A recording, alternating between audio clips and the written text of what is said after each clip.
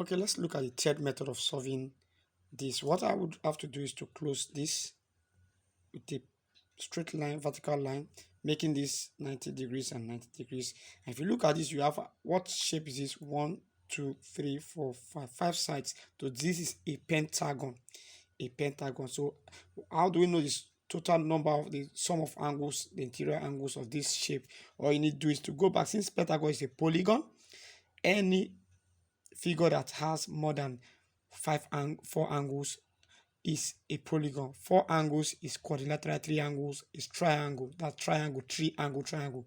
Quad is for quadrilateral, and anything beyond 4 is polygon. So we can have pentagon, hexagon, heptagon, octagon, nonagon, decagon, and the like. But this is 5 sides, is pentagon.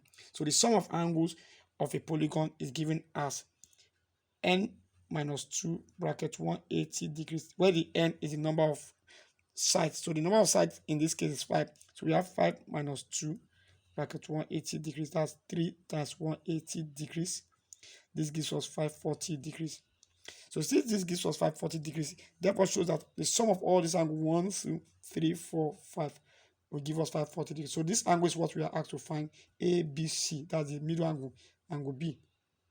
So if we sum this x degree plus 40 degrees and this one plus 90 degrees and this one 90 also plus 90 degrees plus this last one plus 260 degrees, all will give us 540 degrees. If we add x degrees plus 40 plus 90,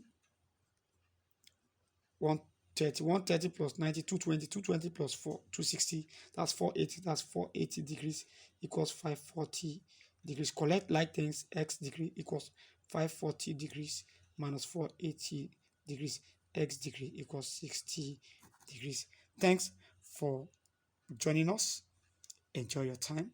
Please share, share, follow us on all our social media and YouTube, Instagram, TikTok, Facebook.